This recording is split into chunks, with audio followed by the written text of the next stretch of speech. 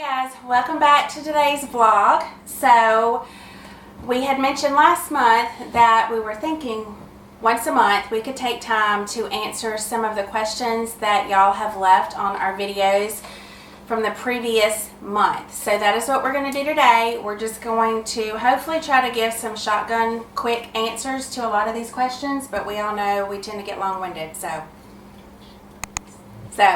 we are just going to jump right into it. Are you ready? I'm ready. Okay, he's always ready, okay. All right, the first question is, whose idea was it to start a YouTube page? Did you make sure each other was on board with it from day one? So, as we were going through our adoptions, YouTube was a huge resource for us, and it was an intricate part in kind of softening our hearts for special needs. So it was very important for us that we wanted to document and create a video for Michaela's adoption and Isabel's adoption as a form of documenting it so that we could come back and look at it and that the girls could have it, but also as a resource for other families who are looking to adopt. And so that initially is why we started the YouTube channel, was strictly just to upload those two videos. And Stan created those videos, and he does a really, really amazing job putting videos together. He's very detail oriented, but that also means he's very slow. I mean, when he starts editing a video, he is tunnel vision, and you cannot speak to him, you can't look at him, you can't ask him a question, and he's going to be that way for at least a couple weeks. But he makes great videos, and he did a great job on their videos. But anyways, interest grew with our family, with the girls, with adoption. And so after a lot of thought, and mainly Stan brought it up at first, he brought it up that we should start vlogging and just sharing a little bit more of our lives. And I put it off for a long time because I don't necessarily love being in front of the camera, and I knew it was going to be a time-consuming job. But he encouraged me, and so once I finally decided, like, okay, we can give this a shot, that's really when we decided just to kind of start daily documenting our life and our journey with our girls and journey with our, just with our entire family. So we were both on board with it from day one, but it was initially his idea to kind of create, The channel. but it was initially his idea to create the channel. And now she's just kind of pushed me out of the way, and Yeah. you know, she doesn't even want me in her videos anymore. It's not true, though. Second question. What are your favorite things about each other? I mean, look at her. She's beautiful. No. Seriously. So seriously, she's beautiful. She's sweet. It's everything now that I still find amazing about her is what I found amazing about her when I met her. She's beautiful. I thought she would make a great mother. She does make a great mother. She's a great wife. She's sweet. She's considerate. She's thoughtful. I mean, I am blessed. Yeah. Not as blessed as she is, but I'm blessed. Let me tell you how blessed I am. I'm just kidding. I've said it before, which I guess this is characteristics. Is that what it said? Characteristics that we like best about each other? Or what do we like most about each other? I don't know. You read it. I didn't. I can't remember now. But, I mean, there's a lot I like about you. Not in the beginning you didn't, though. There's a lot I love about you. And I think the older I'm getting, it's funny how what you kind of need and admire in a spouse changes. I mean, because we've been married for 23 years now. So, like, you asked me last night, what do you love most about me? And what I answered was, which he didn't like because he wanted me to be sexual and talk about how hot he was. But instead... And doesn't everybody want to be hot for their spouse? You are hot, babe. But I said I like how he's a deep thinker, and he really challenges people to think more deeply and just really dig down deep and figure out why do you believe what you believe and things like that. So that right now is what I really admire about you. And he's a great father. Oh, I'm going to cry. Even though you irritate the crap out of me, you're still going to make me cry. Just joking. But yeah, everything that I thought I wanted in a husband, I mean, you're more than I ever wanted in a husband, and everything I needed. I just wasn't wealthy. Okay, so we need to actually. I can insert this. Yeah, right here. I was on Classmates. I think it's Classmates.com, and I didn't realize they had yearbooks on there, but they do.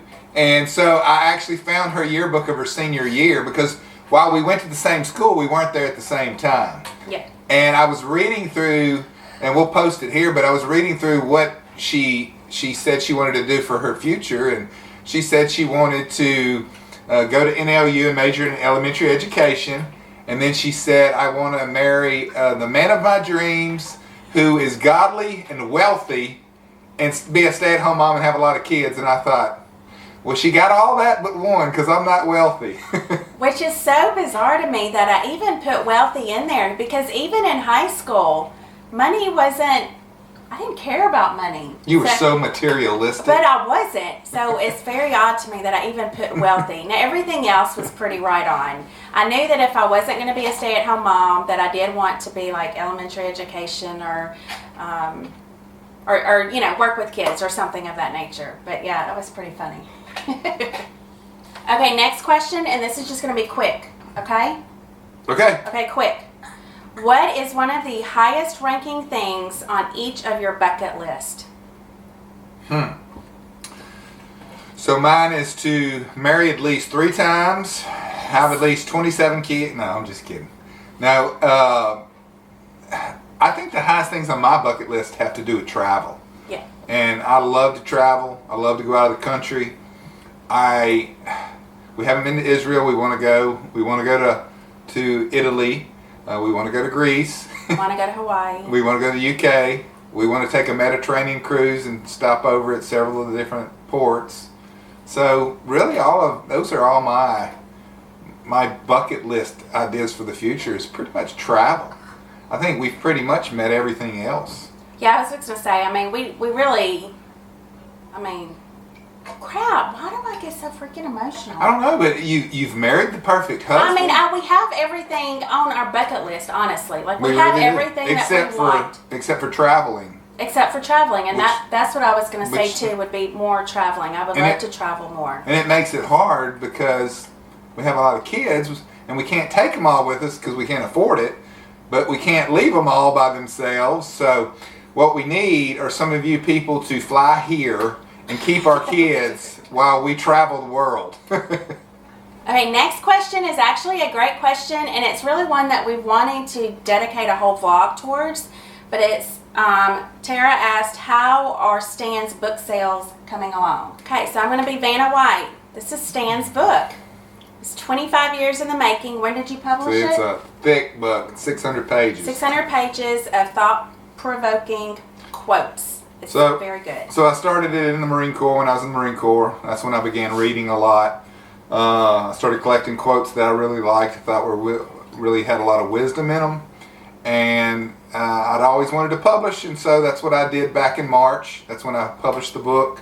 The sales have been going good for a new book and for a new author. And one who you've been marketing it yourself. Yeah, I've done. I published. Media only. Yeah, I published it. I hired the artist for the cover. I did everything myself. I'm marketing myself. So it's actually, compared to 95% of the books that are published, it's in the top 5% as far as success. Of course, I'd always wish it was more sales, but I'm happy with how well it has sold.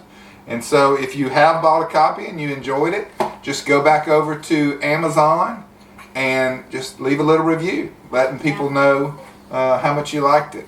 And if you didn't like it, just don't go back and put a review. No, but y'all, these are really, like, we've had a lot of people purchase these for graduation. I mean, I'm just going to, like, a little blurb here. And Pastors Appreciation Month is coming up. Pastors Appreciation Month is coming up. That's right. Graduation, Father's Day, Christmas. So this really is a great book to give. It's also a great coffee table book. And so it's going really well. It is. Yeah. Next question is, any advice on better communication between spouses?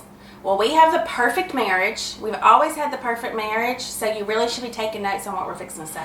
We do not have the perfect marriage, but we do have a great marriage, and a lot of that has to do with communication. I think the best advice we could give is the advice most people with successful marriages would share with people, and that's communicate. And it's daily. It's not a once in a while thing, and it's communicating about everything. A lot of couples will have good communication, but the area in which they end up suffering is that area in which they don't communicate. So whether it be sex, finances, children, friends, in-laws, you have to communicate and tell each other what you like, what you don't like, what you expect from one another. Expectations are important to each person, and unmet expectations are usually where problems begin. So you have to communicate to each other what you expect from one another and what you're really wanting. Agreed. Next question. Emily asked, how do you and Stan discuss finances, and what type of plan or system works well for you guys?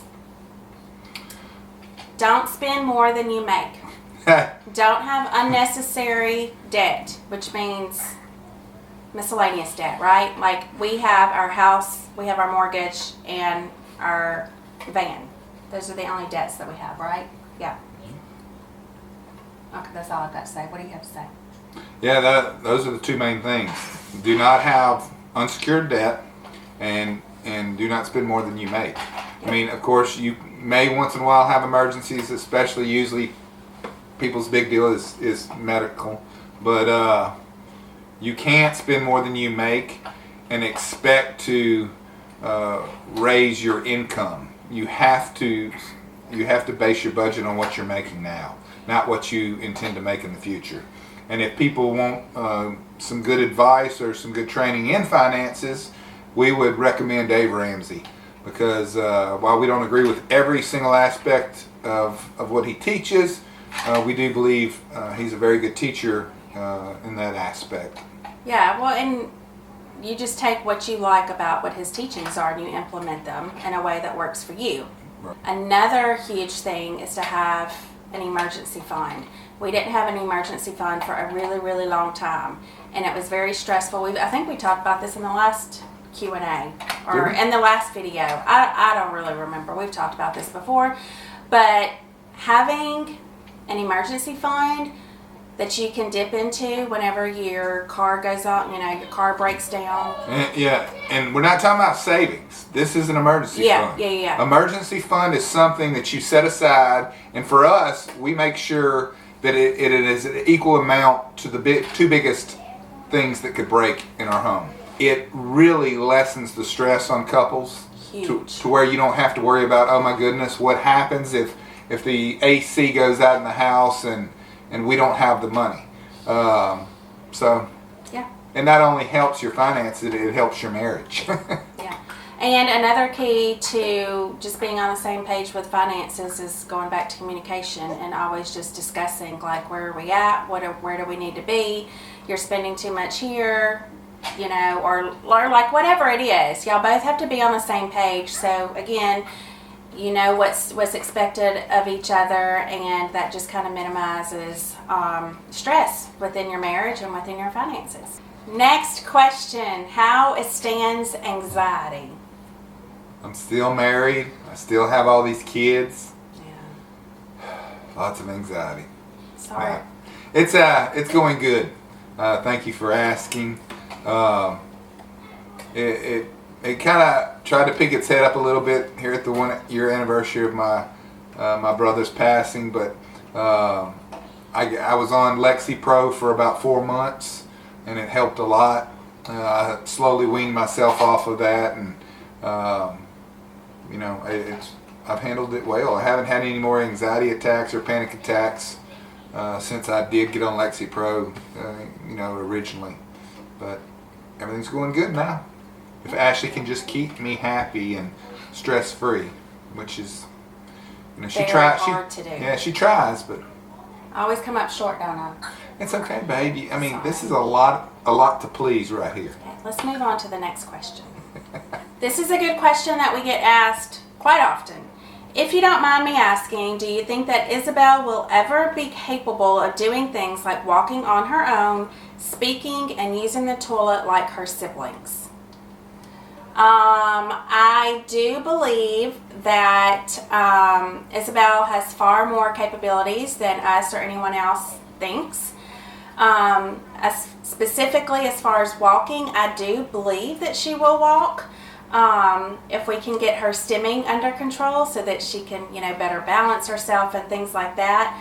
But she walks very well assisted, so I feel like she'll walk. As far as being independent, as far as the bathroom goes, I don't know. What do you think?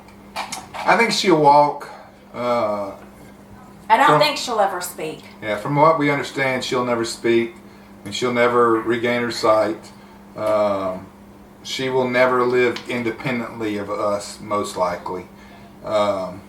Unless the Lord heals her. Yeah. And we have said this before, and we've had a couple comments, which is no big deal. But I'm just saying, when we say those things, we're not being negative Nellies, and we're not doubting a good God that can heal her. But what we know is, most likely, He may not heal her here on earth. And so realistically, what we're looking at says she will live with us for the rest of her life. She won't be able to live independently.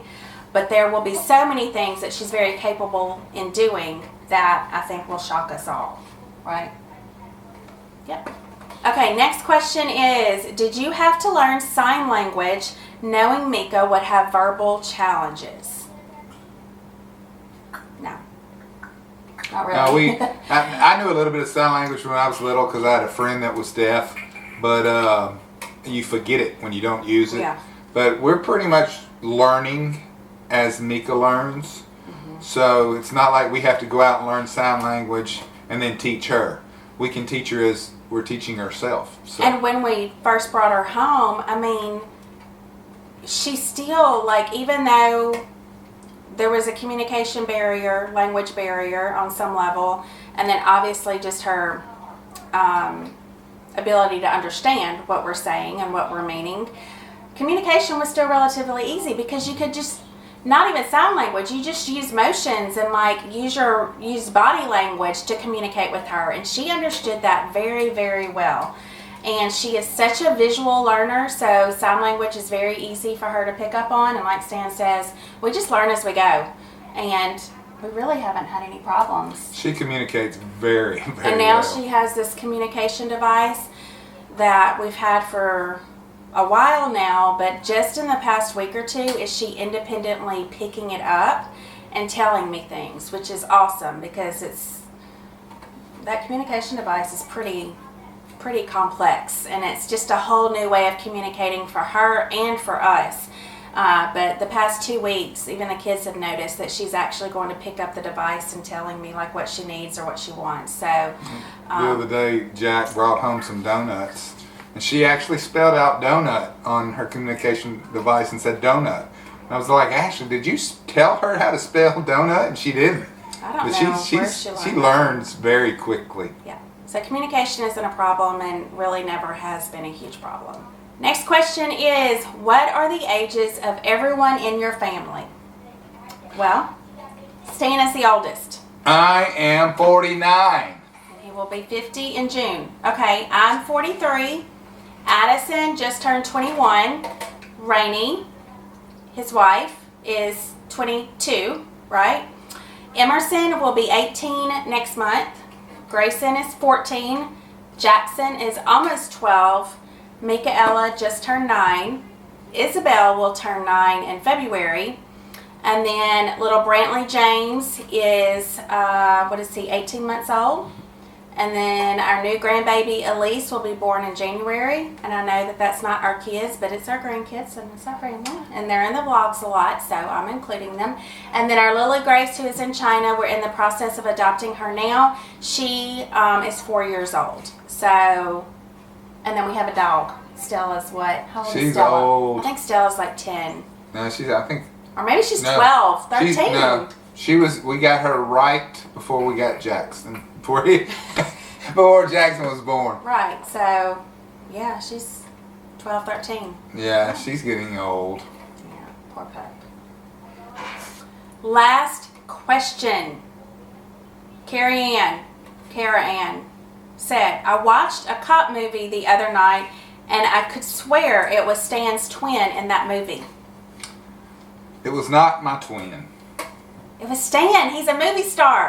I'm a movie star, and she still just doesn't just maul me like she should. Sorry. Now, actually, if anybody's ever seen the movie Fearless Faith, it's a Christian drama. My friend Kevin Rushing, he made the movie. The set was here in our hometown, and so he used a lot of us from the sheriff's office. Since it was a police-based movie, he used us as stand-ins. So I think I had 2 lines in the movie while it was in the hospital. And so yeah, if you haven't seen the movie Fearless Faith, we'll drop a little bit of a snippet in here to show you a little bit about the movie, but go see it. Now speak with him. I'm sorry, Pastor. We're not letting anybody in right now. He's got a slew of charges. Please, it's important. Colton asked me to, Colton? before he went into surgery. I don't know, Pastor. It was Colton's request. All right, but just for a few minutes.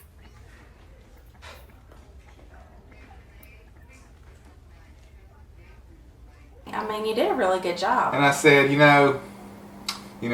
looking at this, I can see why, people would think, You've had experience, I know. this chiseled face, I could play in some military and cop movies. For some reason, all these people in Hollywood have not picked up on this yet. And, It's their loss, babe. It's their loss. Yeah. I don't know why. I mean, look how lucky you are. I think we're just going to end the vlog on this note, okay, babe? Before Because you want to be alone with me? Is that why? Yeah. I mean, you're an author. You're a movie star. You're like... I'm the father of 7 children. You're famous on Been married YouTube. 23 years. I'm YouTube famous. I can't. I mean, you put yourself on the line every day to protect and serve your community. I mean, I work out. Like, I work out, Yeah, you're a beast in the gym, yeah. Stay good looking for my wife, It's the full package. Yeah, she gets to see everything, all this under the shirt, but can't show you all that. But she'll get to see it later. Was that too much? Doesn't really matter. She always tells me that I don't know when to shut up. Okay, I'm very impressed with how quickly we went through all those questions. Yeah, we did good. Yeah, those were some good I questions. didn't talk as much. She told me before it started. She was like, You've done good so far. "You're not my mother." As Mika says. So if y'all have any other questions for our family, just leave them in the comment section below. We'll answer them next month. I like doing these Q&As because it's fun to answer these questions. She gets to be with me. And I get to be with you even more. That's so sweet. Anyways, thank y'all for joining, and we'll see y'all next time. Bye. Bye.